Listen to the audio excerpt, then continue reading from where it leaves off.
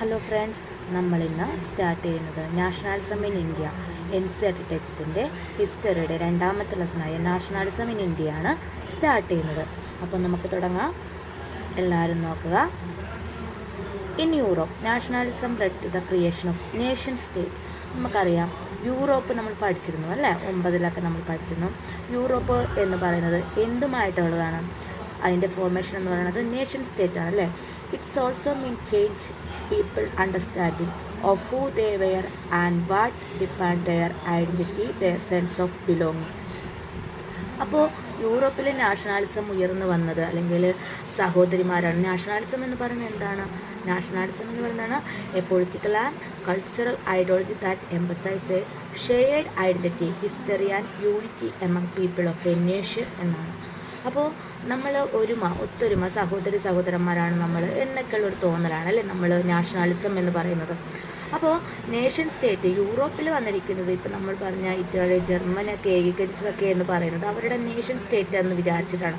അവരുടെ സ്റ്റേറ്റ് വേണം, അവരുടെ നേഷൻ വേണം എന്നുള്ള രീതിയിലാണല്ലേ.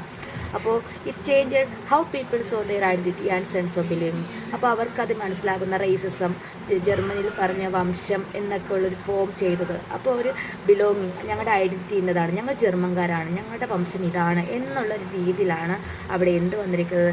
നാഷണാലിസം അല്ലെങ്കിൽ അവരുടെ നേഷൻ സ്റ്റേറ്റ് എന്നുള്ള നാഷണാലിസം ഫീലിംഗ് വരുന്നത്. സോ ഇതിൻ്റെ ഭാഗമായിട്ട് നമുക്കൊരു നാഷണാലിസം ഫോം ചെയ്തതിന് മുമ്പായിട്ട് അവിടെ ഒരുപാട് പ്രശ്നങ്ങളും അവിടുത്തെ അവസ്ഥകൾ നിന്നൊക്കെയാണ് നമ്മൾ എന്താക്കുന്നത്, ഒരു നാഷണാലിസം എന്ന് പറയുന്ന ഫോമിലോട്ട് വരുന്നത്. അപ്പോൾ ഈ നാഷണാലിസത്തിൻ്റെ ഭാഗമായിട്ട് അവർക്ക് എന്തുണ്ടാകും? ഒരു ന്യൂ സിമ്പിൾസ് ഉണ്ടാകും, ഒരു സോങ് ഉണ്ടാകും, ഐഡിയാസ് ഹെൽപ്പ് യുണൈറ്റ് പീപ്പിൾ, ഒരു ഐഡിയാസ് ഉണ്ടാകും. അപ്പോൾ ഈ ഐഡിയാസിനാണ് ന്യൂ സിമ്പിൾസ്, സോങ്സ് എന്നൊക്കെ പറയുമ്പോൾ അവർക്ക് സ്വന്തമായിട്ട് ഒരു സിമ്പിൾ, അവരുടെ രാജ്യത്തിനായിട്ടൊരു സിമ്പിൾ അതിനെ കേന്ദ്രീകരിച്ചായിരിക്കും ഒരു സോങ്. ഇത് നമ്മുടെ ഇന്ത്യ പറയുമ്പോൾ വന്ദേ മാതരം ഒക്കെ പറയുന്ന നമ്മുടെ ഒരു യൂണിക്കായിട്ടുള്ള സോങ് ആണ് അല്ലേ. അതുപോലെ ഐഡിയ സ്വരാജ് തുടങ്ങിയുള്ള ഐഡിയാസ്, ന്യൂ സിമ്പിൾസ് ഇതിനു വേണ്ടി നാഷണാലിസത്തിന് ഹെൽപ്പ് ചെയ്യുന്നുണ്ട്. And building A national identity took A long time in most countries.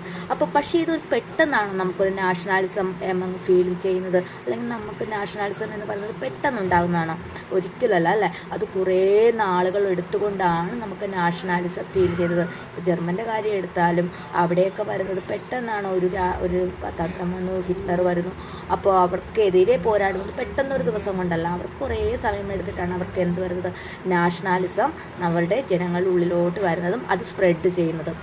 അപ്പോൾ building A national identity took A long time in most countries. അപ്പോൾ ഒരു നാഷണൽ ഐഡൻറ്റിറ്റി എല്ലാ കൺട്രീസിലും ബിൽഡ് ചെയ്തിരിക്കുന്നത് കുറേ ടൈം എടുത്തിട്ടാണ്. അതിപ്പോൾ നമുക്ക് നമ്മുടെ ഇന്ത്യയെ പറ്റി പറയുമ്പോൾ, in India nationalism grew as part of the fight against British rule. നമ്മുടെ ഇന്ത്യയിൽ നാഷണാലിസം എന്തിൻ്റെ ബേസിലാണ് ഉരുത്തിരിഞ്ഞ് വന്നിരിക്കുന്നത്? എന്തിൻ്റെ ബേസിലാണെന്ന് വെച്ചാൽ ആൻറ്റി ബ്രിട്ടീഷ് റൂളിനെതിരെ അല്ലെങ്കിൽ ആൻറ്റി കൊളോണിയൽ മൂവ്മെൻറ്റിനെതിരെയാണ് നമുക്ക് എന്ത് വന്നിരിക്കുന്നത്? നമ്മുടെ ഇന്ത്യൻ നാഷണാലിസം കണക്ട് ചെയ്തിരിക്കുന്നത് അല്ലെങ്കിൽ നമ്മുടെ ഇന്ത്യൻ നാഷണാലിസം കണക്ട് ചെയ്തിരിക്കുന്നത് എന്തുമായിട്ടാണ്? Anti colonial റൂൾസിനെതിരെയാണ്. നമുക്കറിയാം, ബ്രിട്ടീഷുകാരുടെ അടിച്ചമർത്തപ്പെട്ടു. അപ്പോൾ ഇന്ത്യയിൽ വന്ന സമയത്ത് നമ്മൾ ബ്രിട്ടീഷുകാരെ വരവേൽക്കുകയാണ് ചെയ്തത്. പെട്ടെന്നാണോ നമ്മൾ അവർക്കെതിരെ തിരിഞ്ഞത്? അല്ലെങ്കിൽ അവർക്കെതിരെ നാഷണൽ മൂവ്മെൻറ്റ് സ്റ്റാർട്ട് ചെയ്തത്, അല്ലെങ്കിൽ ഒരു നാഷണാലിസം നമുക്ക് ഉരുത്തിരിഞ്ഞത്?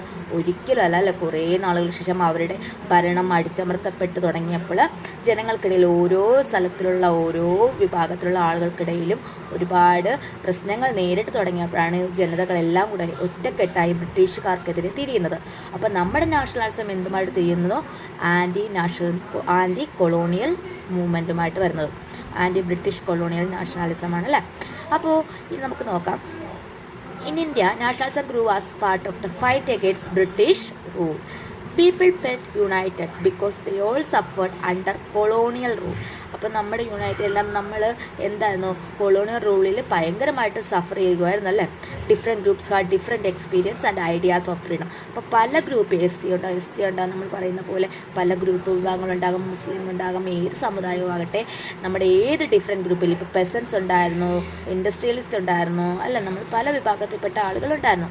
അപ്പോൾ ഇവരെല്ലാവരും ഡിഫറെൻറ്റ് ഗ്രൂപ്പിനും ഫ്രീഡം എന്ന് പറയുന്നതും ഡിഫറെൻറ്റ് ഐഡിയാസ് ആണ്. അവരുടെ പല തരത്തിലുള്ള വേർഷൻ നമ്മളത് ഈ ചാപ്റ്ററിൽ പറയും. ഇനി Mahatma Gandhi and the Congress try to bring all groups together. അപ്പോൾ മഹാത്മാഗാന്ധിയും കോൺഗ്രസും എന്തിനു വേണ്ടി ട്രൈ ചെയ്തു? എല്ലാ ജനങ്ങളെയും ഒരുമിച്ച് കൊണ്ടുവരിക എന്നുള്ളതല്ല. അന്നത്തെ ഭിന്നിപ്പിച്ച് ഭരിക്കുക നയമായിരുന്നു ബ്രിട്ടീഷുകാരെടുത്തതെന്ന് നമുക്കറിയാം. പലരും പല വിഭാഗത്തിൽപ്പെട്ടവരാണ്. തൊട്ടുകൂടായ്മ ഉണ്ടായിരുന്നു. അപ്പോൾ പല ജാതിക്കാർ, പല വിഭാഗത്തിൽ ഉന്നത ജാതിക്കാർ ഒരു വിഭാഗം, അങ്ങനെയൊക്കെ ആയിരുന്നു. അപ്പോൾ എന്ത് വേണം? ഒരു യുണൈറ്റ് ആയിട്ട് നിന്നാലേ നമുക്ക് എന്ത് കിട്ടുള്ളൂ എന്ന് ഗാന്ധിജിക്ക് മനസ്സിലായി. നമുക്ക് സ്വാതന്ത്ര്യം കിട്ടുള്ളൂ എന്ന് മനസ്സിലായി. However unity was not always easy and faced challenges. അപ്പോൾ യൂണിറ്റി എന്ന് പറയുന്നത് എന്തല്ല, അതെന്തായിരുന്നു? അതൊരു ഈസി ആയിരുന്നോ? അല്ല, നോട്ട് ഓൾവേസ് ഈസി. അതൊരു വലിയൊരു ചലഞ്ചായിരുന്നു. നമ്മുടെ ഇന്ത്യയിലുള്ള എല്ലാവരെയും ബ്രിട്ടീഷുകാർക്കെതിരെ തിരിക്കുക എന്നുള്ളത്.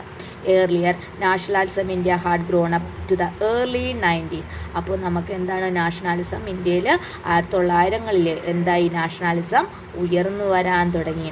അപ്പോൾ ഈ ചാപ്റ്ററിൽ focus on the 1930s covering the non cooperation and civil disobedience movement. അപ്പോൾ അതിനെതിരെ വന്ന കുറച്ച് മൂവ്മെൻറ്റുകളാണ് non cooperation movement, civil disobedience movement. അപ്പോൾ ഇതിനെപ്പറ്റിയാണ് നമ്മൾ ഈ ചാപ്റ്ററിൽ നോക്കുന്നത്. It will show how Congress developed the movement, how different groups joined and how people became inspired by nationalism. നമ്മൾ ഈ ചാപ്റ്ററിൽ കോൺഗ്രസ് എങ്ങനെ ഡെവലപ്പായിട്ട് വന്നു, ഈ മൂവ്മെൻറ്റിൽ ഡിഫറെൻറ്റ് ഗ്രൂപ്പുകാർ എങ്ങനെയാണ് ഇതിൽ ജോയിൻ ചെയ്തത് കോൺഗ്രസ്സിന്, അതുപോലെ തന്നെ എങ്ങനെയാണ് നാഷണലിസം ഇൻസ്പയർഡ് ആയത് തുടങ്ങിയ കാര്യങ്ങളാണ് ഇവിടെ പഠിക്കുന്നത്. അപ്പോൾ ഞാൻ ഇന്ന് ഇൻട്രൊഡക്ഷൻ മാത്രമേ പറഞ്ഞു വയ്ക്കുന്നുള്ളൂ. നമുക്ക് ചെറിയ ചെറിയ ചാപ്റ്ററായിട്ട് പോകാം. അതിനുശേഷം നമുക്ക് എന്ത് ചെയ്യാം? അടുത്ത മെയിൻ പാർട്ടിലോട്ട് പോകാം. ഓക്കെ, നിങ്ങൾക്ക് ഇഷ്ടമായെങ്കിൽ ലൈക്ക് ചെയ്യുക. Thank you.